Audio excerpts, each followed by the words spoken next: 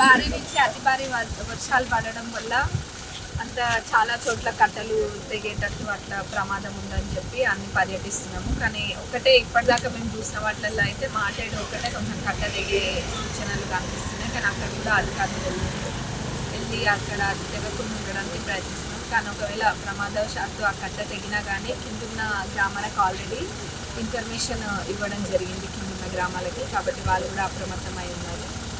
అట్లనే పొద్దటికెళ్ళి మేము కూడా మాటేడు ఇంకా సుమారం తండ ఇవన్నీ తిరుగుతున్నాం. అమ్మాపురం ఇప్పుడు అమ్మాపురంకి వచ్చినాము.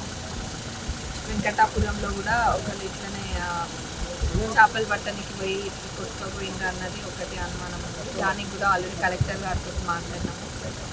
వాళ్ళు కూడా దొరుకుతారు, ఖచ్చితంగా దొరుకుతారు. ఎందుకంటే అక్కడ కూడా ఒక వల వేసి ఉంచింది వాళ్ళు. కాబట్టి అది దాటి వెళ్ళే అవకాశం లేదు.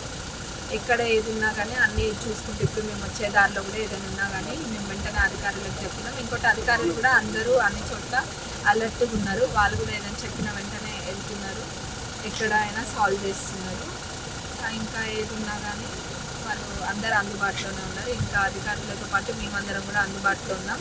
ఏ సమస్య ఉన్నా కానీ డైరెక్ట్ మీరు ఫోన్ చేయొచ్చు. ఇంకోటి అత్యవసరం అయితే తప్ప ఇళ్ళలోకి వెళ్ళి ఎవరు కూడా బయటకు రావాలి.